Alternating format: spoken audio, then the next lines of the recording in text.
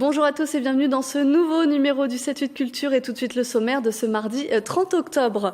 De l'histoire et de l'art contemporain, le château de Versailles accueille en ce moment même 2 expositions dans le domaine. Le roi Louis-Philippe côtoie l'architecte et photographe Hiroshi Sugimoto. Blues sur scène, c'est du 9 au 24 novembre. Le festival revient pour sa 20e édition.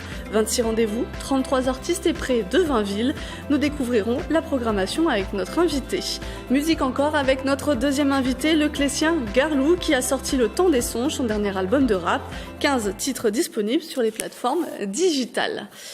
Du château de Versailles, on en retient surtout son concepteur, Louis XIV, mais d'autres monarques ont marqué son histoire. Louis-Philippe n'y a jamais vécu, mais il y a laissé son empreinte en transformant le palais en musée. Une exposition lui est consacrée jusqu'au 3 février. Marilène Yapichino pour les images. C'est une page plutôt méconnue du château de Versailles. Après un palais, un lieu d'habitation, le domaine devient musée, ouvert à tous les publics. Le roi Louis-Philippe veut partager à ses contemporains l'histoire de France.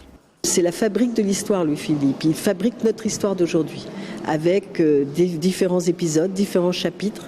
Alors après, on peut les commenter, les juger, mais lui nous livre, comme l'a dit Victor Hugo, il ouvre le livre de l'histoire de France pour nous. Inauguré en 1837, ce château est pensé par le dernier souverain à avoir régné. Louis-Philippe transforme profondément le lieu. Il fait aménager les appartements des courtisans en galeries.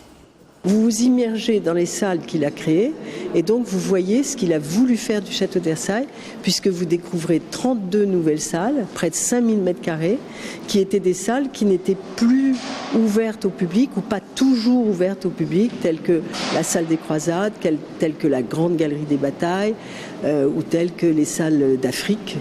Dans ces salles, des tableaux commandés, des œuvres rapatriées par le monarque.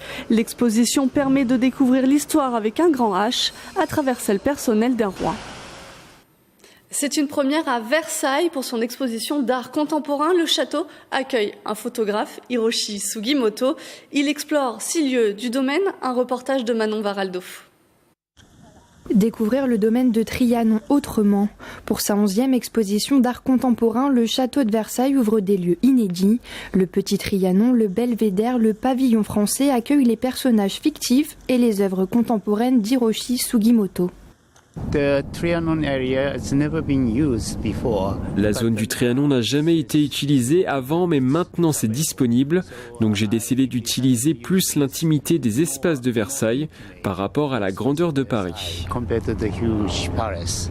Depuis 2008, le château de Versailles reçoit un artiste français ou étranger et 2018 marque le 160e anniversaire des relations diplomatiques entre la France et le Japon. Cette exposition est donc un mariage original entre ces deux cultures. Cette année, c'est l'année japonisme, comme vous le savez, qui consacre la relation culturelle entre la France et le Japon. On dit qu'elle met les âmes en résonance. Eh bien, je crois que le château de Versailles, par cette exposition d'art contemporain, illustre tout à fait ce propos. D'œuvres, de sculptures, il est aussi question de portraits. Hiroshi Sugimoto aime les capter en noir et blanc. L'artiste japonais présente les ombres des grands personnages qui ont marqué, habité ou qui ont traversé ces lieux à l'image de Louis XIV. Le temps d'une exposition, le passé reprend vie. C'est une de mes pièces de sculpture, c'est The Tea House. Elle apporte le sens japonais du design à l'espace et au jardin afin d'être ressenti dans l'étendue de Versailles. C'est un beau contraste de jouer entre la sensibilité française et la sensibilité japonaise de l'espace. D'autres œuvres sont à découvrir comme celle qui a donné son nom à l'exposition Surface de Révolution. L'artiste investit les jardins du domaine de Trianon jusqu'au 17 février. On continue ce 7-8 Culture avec notre invité Stéphane Domingès, le directeur de Blues sur scène, un festival qui fête cette année ses 20 ans. Bonjour, exact 20 ans. Alors c'est un succès qui se dément pas pour que ça tienne depuis 20 ans. Écoutez, on a la chance d'avoir le soutien du public, donc on en profite et on continue à essayer de développer de belles choses. Et justement, plus de 30 artistes cette année, de nombreuses villes en vallée de Seine, une belle programmation. Écoute, merci. Déjà, on essaye, c'est le but d'essayer de développer cette esthétique du blues. Justement, comment on va les chercher, les artistes? C'est eux qui viennent? C'est la programmation, les programmateurs qui vont les chercher? C'est un peu des deux, en fait. C'est-à-dire qu'au début, on a des idées qu'on a envie d'avoir sur le festival. Puis il y a des artistes des fois qui nous appellent, qui proposent leurs projets, on discute, on écoute beaucoup. Ça c'est assez un penchant de notre métier qui est assez cool. Et puis voilà, après on se décide. Mais alors, justement, vous écoutez beaucoup.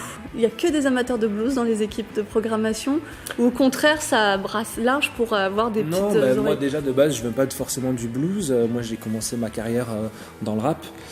Je travaillais dans des boîtes de production pour le rap. Après, historiquement, j'ai fait beaucoup de rock. Dans mes équipes, il y a des fans de musique du monde. On écoute de tout en fait. Et je pense que c'est la mauvaise idée d'écouter que du blues. On va se fermer à des choses superbes et voilà. Donc ouais, on écoute de tout. Dans l'équipe, tout le monde a sa petite préférence, mais ça permet d'avoir un autre regard et une autre écoute. Pour que ça fonctionne depuis 20 ans, qu'est-ce qui plaît dans le blues, vous pensez? Écoutez, ça je sais pas, faudrait demander au public. Non, après, Ball sur scène, on fait pas que du blues. On fait du blues, on fait beaucoup d'autres styles différents. Même ça s'appelle Blues sur scène parce que ça a commencé sur du blues. Après, qu'est-ce qui plaît? Je sais pas. C'est un rendez-vous aussi. C'est un rendez-vous que les gens attendent. Puis on travaille toujours sur de la qualité. Enfin, en tout cas, on essaye. Donc, je pense que le public s'y trompe pas. Alors, dans la programmation, il y a des têtes d'affiche, Lisa Simone, Rhoda Scott ou encore Kezia Jones. Ça fait aussi venir, j'imagine. Forcément, des artistes internationaux comme ça, c'est les premiers billets qui partent. Donc, bien sûr, c'est aussi le jeu du festival et c'est aussi le jeu des festivals, entre guillemets, de faire venir ces têtes d'affiche qui racontent quelque chose, d'ailleurs. Donc voilà, par exemple, Rhoda Scott est une habituée du festival et elle aime le festival aussi dans son esthétique et dans ce qui se propage. Donc voilà, puis il y a une histoire très liée avec Rhoda Scott sur le festival, puisque l'un des créateurs de Blues sur scène, qui maintenant ne travaille plus dans le Blues sur scène, mais qui suit quand même, est son manager. Donc il y a des liens plus forts. Voilà, avec c'est ça qui est bien dans ce festival, c'est qu'il y a des histoires. C'est pas juste un festival où il y a une programmation et une billetterie. Là, il y a des histoires qui se créent, notamment avec notre travail qu'on essaye de faire avec les scolaires, les publics scolaires ou les publics empêchés. Ça dépasse le concert. Ça dépasse le concert. En tout cas, on essaie d'instaurer un dialogue à travers la musique. On a cité aussi Lisa Simone, avec un patronyme très connu. Ouais, Lisa Simone, la fille de la célèbre Nina, qui n'a pas commencé par le blues, vu qu'elle est vétérante de l'armée américaine. Mais je pense que ses gènes l'ont rattrapée et elle a bien fait parce que ce qu'elle propose, c'est vraiment super. Le talent est là aussi. Ouais. Après, avec les gènes qu'elle a, quelque part, c'est facile. Et Kezia Jones? Kezia Jones, oui, là, je le présente même pas, ça sert à rien. Tout le monde le connaît. C'est un génie de la musique, c'est un génie du blues, du jazz. Lui, forcément, on n'est pas inquiet sur le spectacle qu'on va avoir. Un génie de la scène. Alors, oui, le principe aussi du festival, c'est les artistes émergents. Quelques noms. Artiste émergent, oui, c'est notre travail. Moi, ce que j'aime beaucoup, que j'avais pu parler déjà ici, c'était Kimber Rose. Kimber Rose, parce qu'il y a une histoire qui est magnifique. C'est qu'il y a encore 1 an, elle était en études pour devenir infirmière. Et puis là, elle sort un album génial. Elle a une voix spectaculaire et les gens ne se trompent pas parce que nous on l'a, mais elle est partout en France et les salles se remplissent. Oui, elle est passée à Guyancourt il y a quelques temps, donc. Voilà, donc voilà. Et vous avez vu la primeur du coup. Et on a aussi par exemple, je sais pas, Sarah Lenka. Sarah Lenka, c'est une voix, c'est un petit bout de femme qui est partie dans des jazz clubs vivre en Londres et puis qui est revenue ici. Elle a une signature vocale, en dehors du fait qu'elle a un talent qui n'est plus approuvé, elle a un grain de voix particulier, et ce qu'elle fait, c'est juste incroyable. Justement, vous avez cité 2 artistes. On va écouter d'abord Sarah Lenka, cette fameuse chanteuse avec une voix très particulière. Down at Mrs. Jones, I don't believe a word she said. She's the last woman in town. No, baby, I'm not trying to make you feel blue. I'm not satisfied with the way you do. I've got to help you find somebody to do your duty. Donc ça, c'est les artistes émergents. Il y a encore une autre facette parmi toutes les facettes du festival, aider les plus jeunes encore. Il y a un tremplin chez vous. Oui, bon, c'est pas non plus des artistes émergents, c'est des professionnels quand même. Mais émergents qui ont déjà du package, mais il y a les tout jeunes aussi qui doivent s'annoncer. Bien sûr, les profs vont me taper sur les doigts. Mais oui, le tremplin par rapport à ça. Oui, ben, c'est vrai que nous on travaille sur un tremplin pour justement faire émerger une nouvelle scène. Donc voilà, donc on a 6 participants qui vont s'affronter avec un jury qui rassemble à la fois des gens du milieu associatif, mais aussi des professionnels, avec des bookers, des agents d'artistes, tout ça, pour avoir aussi un regard qui n'est pas que sclérosé, j'allais dire, sur notre association à nous. Donc voilà, et on va décerner 3 prix. Donc le prix de Blues sur scène, ce qu'on appelle le prix Révélation, où là on va choisir un groupe et on va l'accompagner pendant 1 an sur du développement en le faisant. Alors on s'adapte à l'artiste, mais on va lui faire enregistrer des sons, on va le faire répéter, on va lui apporter un soutien administratif. Donc voilà, puis après on a 2 autres prix. Un prix qu'on appelle mécène, parce que c'est nos mécènes qui nous soutiennent, et on les remercie encore ici de soutenir le festival, qui vont choisir un artiste et pour le mettre en avant sur la prochaine édition. Et le dernier prix, qui est le prix OFQJ, ça c'est un prix qu'on a en collaboration avec l'Office franco-québécois. Et parce qu'on a un échange d'artistes franco-québécois, donc nous on envoie un artiste au Québec et le Québec nous envoie un artiste chez nous. Donc voilà, tout ça pour développer cette scène vraiment émergente et voilà.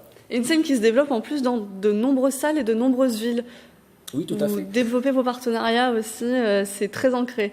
Le festival, bah oui, bah nous on est un festival, comme on aime à dire, itinérant, c'est-à-dire qu'on reste pas sur une ville, nous on est sur plusieurs villes, sur tout le territoire des Yvelines. Pour nous ça nous semble important, puisque le but aussi du festival c'est d'apporter la culture. Enfin voilà, donc nous on l'apporte. On est soutenu par beaucoup de villes, donc c'est un jeu qui plaît et ça fait de beaux spectacles. Merci Stéphane Domingues. Alors Blues sur scène arrive à grands pas. Premier rendez-vous le vendredi 9 novembre. Ça se passe à Rosny-sur-Seine et à Poissy. Toutes les informations sont à retrouver sur le site internet du festival. Du blues aussi, au théâtre de Saint-Quentin-en-Yvelines, David Lescaut signe un portrait conté et chanté d'une légende, Nina Simone. La comédienne Ludmila Dabo incarne la célèbre chanteuse, un hommage à découvrir le 6 novembre. Une création à la ferme de Bel-et-Bas, J'ai rencontré Dieu d'Ahmed Madani. Le metteur en scène raconte l'histoire de Nina, une adolescente mélancolique. La jeune fille rencontre Amar sur Facebook. Amar l'invite à le suivre dans la guerre qu'il mène au nom d'un idéal religieux. La pièce évoque les faux-semblants, les apparences, la spiritualité.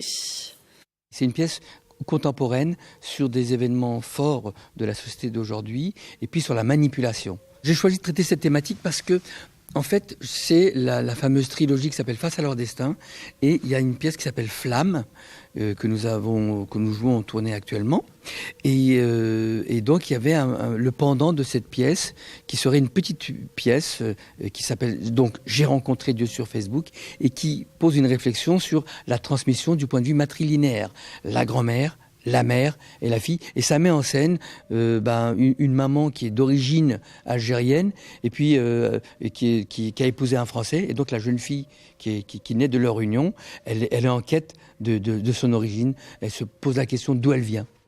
Propos recueillis par Marilène Yapichino.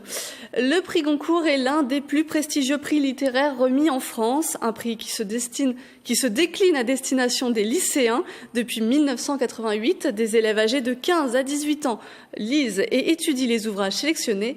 Cette année, une classe de seconde du lycée de la Plaine de Neauflatrap fait partie du jury. 15 romans, plus de 4000 pages à lire en 2 mois. Cette seconde du lycée de la Plaine de Neaufle ne chôme pas depuis la rentrée. Elle participe au prix Goncourt des lycéens avec leur professeur de lettres. Pour une fois, la lecture, ça sort du cadre scolaire, de la lecture analytique, de la lecture linéaire, du commentaire composé, tout ça, c'est autre chose. L'idée, c'est de retrouver une forme de liberté par rapport au livre. Parce que souvent, il est vécu dans la scolarité comme étant une forme de contrainte. Le 15 novembre, un lauréat recevra le prix. Avant, il faut lire, découvrir de nouvelles techniques de lecture, échange avec leurs professeurs et organisation de l'emploi du temps. Je lis surtout le mercredi, après-midi, parce qu'on n'a pas cours. Le samedi aussi et le dimanche. Du coup, ça me prend mes week-ends. Et c'est pas grave, quand on aura fini, on sera content. Je me suis relié avec mon Mon camarade, en groupe de 2, on lit les livres, les 15 livres. On lit pas comme si on lisait un livre normalement en fait. On lit vite et on peut sauter des paragraphes ou des passages ou des pages. Pour les aider dans leur choix, les 30 trappistes ont pu rencontrer les auteurs. Durant une journée sur Paris, ils ont pu poser des questions lors de conférences. D'enrichir ma culture déjà, savoir aussi du coup quand je lis un livre, je me poserai différentes questions, des questions que je me suis pas forcément posées avant. J'ai trouvé ça intéressant parce qu'on pouvait voir leur esprit, en fait, ce qu'ils pensaient vraiment en écrivant leurs livres et c'était intéressant du coup. Ça n'a rien à voir avec les rencontres avec les adultes, ils sont beaucoup plus spontanés, ils disent vraiment ce qu'ils pensent et tout, donc je trouve ça super. Encore un mois de lecture avant de devoir faire un choix. Avec le prix Goncourt des lycéens, certains élèves ont renforcé leur amour de la lecture, d'autres l'ont découvert. Animateur le jour, rappeur la nuit, Garlou, originaire des Clés-sous-Bois, sort un nouvel album et il est en plateau avec nous pour en parler. Bonjour. Bonjour. Alors, le titre de ce nouvel album, Le Temps des Songes. C'est bien ça, Le Temps des Songes. En fait, c'est un hommage un peu à la culture de Nouvelle-Calédonie, en fait, indigène. Donc voilà, je voulais faire un clin d'œil à ça, le temps des songes, le temps des rêves, en fait. Pourquoi la Nouvelle-Calédonie ? C'est un pays que vous connaissez ou vous avez... Non, mais c'est juste, en fait, je trouvais la culture aborigène assez intéressante, d'un point de vue humain, et voilà, j'avais envie de leur faire un clin d'œil. Alors, dans cet album, 15 titres, autoproduits. Vous y évoquez la musique, l'insomnie, la mort. Qu'est-ce qui vous a inspiré pour écrire ? En partie, les choses qui se sont passées, on va dire, dans ma vie. Et je pense que c'est des titres aussi et des thèmes qui concernent un peu pas mal de personnes. Donc on est un peu tous concernés par ça. Et puis voilà, c'est vraiment l'inspiration de la vie, quoi, en fait, la vie en général. Vous racontez des histoires dans vos chansons, ce sont des instants de vie. Oui. J'aime beaucoup en fait tout ce qui est storytelling en fait dans les morceaux. C'est-à-dire j'aime beaucoup raconter une histoire du début à la fin. Et j'aime aussi, on va dire, les films à twist ending. Donc j'aime beaucoup raconter une histoire qui débute bien et qui termine mal. Voilà, où on s'attend pas forcément à ce genre de fin, quoi. Alors parmi les 15 titres, on va écouter un extrait et on en parlera juste après. Avec ma vie de petit artiste, où dormir peu c'est dans mes habitudes. J'écris le jour la nuit, c'est plus qu'une passion, c'est une attitude. Je me suis lassé des chemins de routine qui ont crassé ma life. Je préfère rêver comme un malade, où je pourrais faire de belles balades. Comme un phénix à chaque phase, je renaissais de mes songes. J'aurais mieux fait de faire des études, mais chaque erreur me fait apprendre. À la trentaine, routine de côté, mais des milliers de souvenirs. On dit c'est quoi le mieux, que nos vies soient remplies de beauté. Avoir de la thune nous partager, j'ai vite fait de faire un choix. Je préfère mourir 100 fois que vendre mon âme, ça serait pas moi. C'est la vie que j'ai choisie. Parfois galère, mais je me plains âpre quand je vois où je vis. J'ai pas le droit de dire que pour manger, je dois me battre. Je vis pour exister. Comme tous ici, je me dois d'insister. Car face au mal, quoi qu'on en dise, on a le choix de résister. On vient d'écouter Avancer. Avancer. Oui, on va dire que c'est le morceau, c'est un des morceaux d'ouverture de l'album, en fait. Où, en fait, dans la vie, il faut qu'on avance, en fait. Et j'ai pris, en fait, un peu toutes les erreurs que j'ai faites dans ma vie. C'est vraiment un album qui est assez personnel, mais j'ai pris un peu toutes les erreurs que j'ai faites dans ma vie pour les raconter en fait par rime en fait. Et voilà, je trouve qu'on a tous besoin en fait d'avancer, que ça soit professionnellement, que ça soit humainement, que ça soit dans tout, musicalement. Et voilà, j'ai même mis mon fils dans le clip, donc pour moi c'est un symbole et puis c'est important. Des chansons plus personnelles, plus dures à écrire peut-être, hein. L'album a été plus dur à sortir ou au contraire, tout était couché sur le papier ou sur le téléphone selon comment vous écrivez? Avant j'écrivais sur papier, donc j'ai vraiment gribouillé des cahiers pendant des années. Puis c'est vrai que maintenant avec le téléphone c'est beaucoup plus simple maintenant. Donc j'ai écrit en fait les morceaux, j'ai écrit les 15 morceaux avant de les enregistrer, c'est-à-dire que je suis parti en studio au Ninja Squad Dojo. C'est un studio qui a au Clés-sous-Bois, qui est régi par John S. Voilà, je lui fais une dédicace. Et en fait, j'ai écrit les 15 morceaux, et puis après, je suis parti enregistrer les 15 morceaux. Voilà. Alors c'est un nouvel album, ce qui signifie que c'est pas le premier. Vous sortez votre première mixtape en 2008. D'où vient cet amour de la musique et du rap plus particulièrement? En fait, j'ai été, on va dire, bercé. En fait, j'ai grandi à Plaisir, dans le quartier de la Haise, et déjà dans ce quartier, il y avait déjà des groupes de rap qui se formaient à l'époque. Donc, j'ai commencé en fait à aimer l'écriture, et puis j'ai écouté aussi pas mal de rap.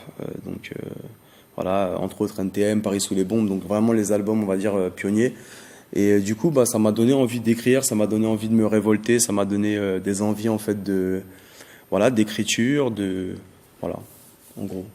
Est-ce que vous faites un peu de scène? Il y a eu la Clé des Champs à Plaisir. Oui. Est-ce que vous continuez? C'est un instant que vous appréciez? C'est un instant qui est assez difficile pour moi, la scène, parce que je suis quelqu'un d'assez introverti, assez timide, malgré ce que je peux montrer en dehors. Mais en fait, oui, j'ai fait des scènes donc à la Clé des Champs, à l'ancienne Clé des Champs. Donc je salue Philippe Guillonneau, qui était, c'était mon mentor. Et j'ai fait une scène l'année dernière à La Verrière, donc pour un copain à moi, parce qu'il m'a tiré un petit peu. Mais oui, je suis pas contre la scène. Il faut juste que je sois à l'aise. Voilà, c'est. Et peut-être parfois aussi trouver le temps. Quand on a un travail, c'est pas toujours facile. Alors vous citiez NTM. Est-ce qu'il y a d'autres références, des aspirations, peut-être dans les rappeurs d'aujourd'hui, qui vous inspirent, ou au contraire vous allez chercher dans la première génération de rappeurs français? Il y a des rappeurs de la première génération qui sont encore là aujourd'hui, mais dont on ne parle pas forcément. Moi, je suis beaucoup inspiré. J'aime beaucoup Kazé, par exemple, qui est une rappeuse que je respecte énormément, de par le message qu'elle délivre, et puis elle est restée toujours sur une constante, en fait. Et puis IAM, j'aime beaucoup parce que aussi c'est des pionniers, et puis ils ont des vrais messages à passer. Et je trouve en fait que le rap en fait conscient, pour moi c'est le top en fait du rap. Rossé par exemple aussi qui est très très bon. Voilà. Alors cet album-là est tout récent, mais est-ce qu'il y en a un nouveau en préparation, ou pour le moment c'est un peu de repos aussi pour l'imagination? Ouais, il va y avoir, je pense qu'il va y avoir peut-être un prochain projet, on verra. Pour l'instant, c'est vrai que je pars plus sur des réalisations, parce que je fais de la réalisation de clips aussi, donc je pars plus sur de la réalisation de clips. Et j'aimerais aussi développer un peu des artistes indépendants et les aider. Des producteurs peut-être? Ouais, voilà, les aider un peu à se développer, les aider à faire un petit peu de com, les aider à. Je pense que c'est important aussi d'aider les autres. Voilà, comme moi on m'a aidé. Voilà. Merci Garlou d'avoir accepté notre invitation. Alors, je le rappelle, vous sortez un nouvel album, Le Temps des Songes. Il est disponible sur toutes les plateformes digitales. On passe maintenant à notre agenda.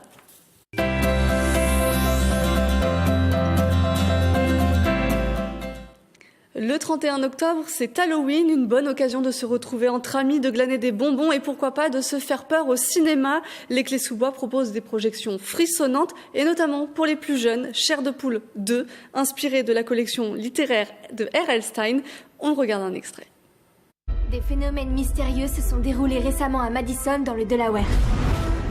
La ville a été envahie par les créatures des manuscrits originaux de R.L. Stein. Le livre.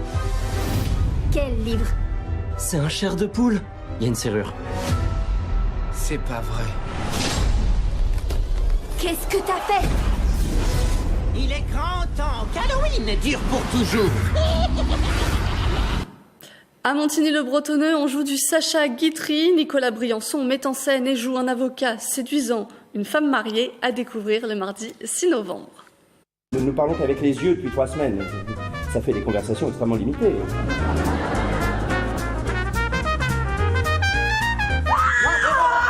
Nous avons passé toute la nuit ensemble. Ça, c'est le côté charmant de l'aventure. Quand je vais rentrer chez moi. Oulala, qu'est-ce que vous allez prendre? Ce qui m'arrive est effroyable, épouvantable, oui. affreux. Oui. Danseuse, non, actrice, aucunement. Femme du monde, voilà. Somme toute, ça ne fait jamais qu'un cocu de plus. N'est-ce pas? Un autre rendez-vous de la musique avec les Bombecs. Le groupe créé en 1992 mêle fantaisie, créativité, variété et musique classique. Big Bang s'écoute le mardi 6 novembre au théâtre Alphonse Daudet de Coignières.